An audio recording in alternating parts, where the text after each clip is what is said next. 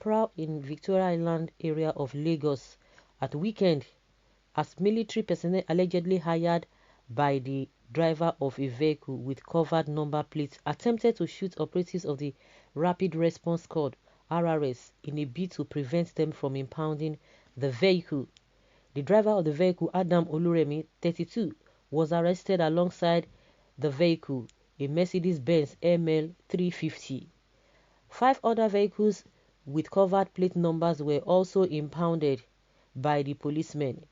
The squad's action was in compliance with the Lagos State government order to the Commissioner of Police, Hakeem Odumosu, to impounding any vehicle driven with covered plate number in the state.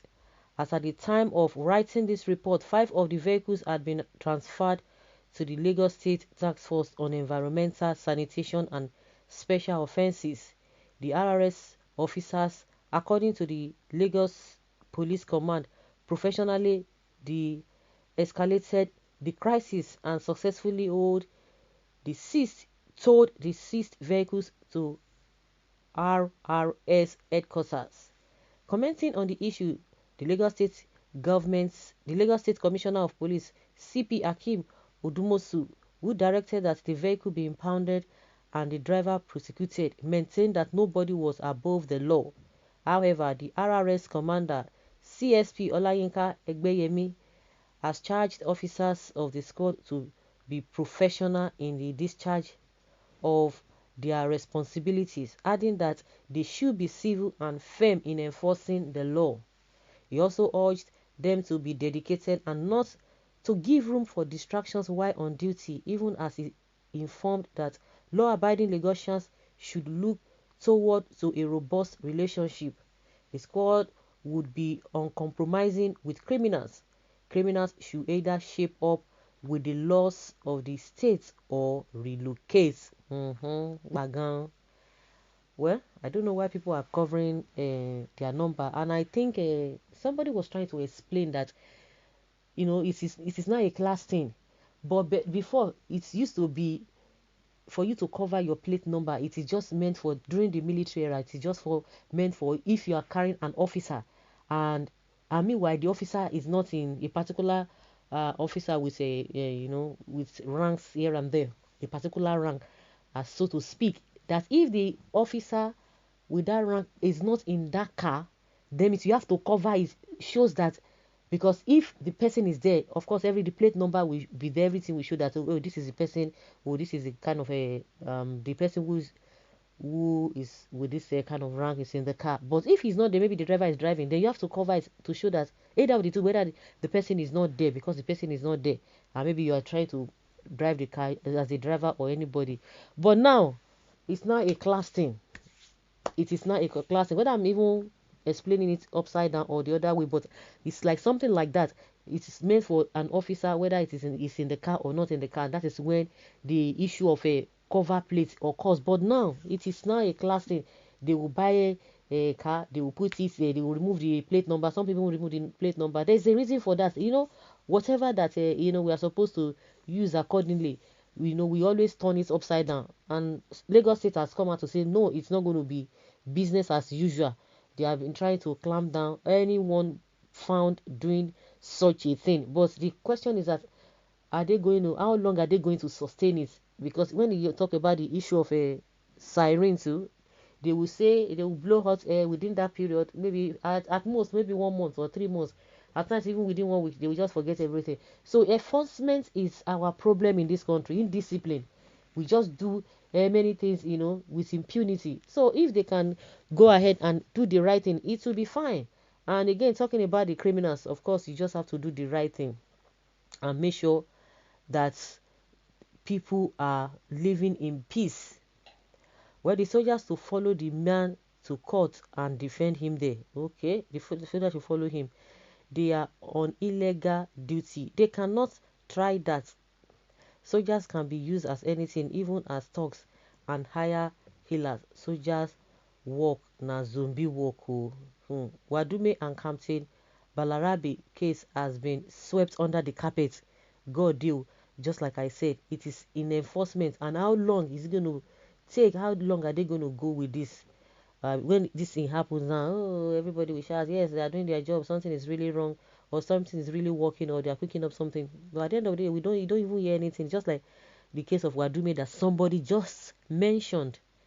That is Nigeria for you. Those innocent policemen just died on duty for nothing. While Wadume too is enjoying his life in prison or detention, if at all is there. May God save this nation. The soldiers are useless for challenging the state government order.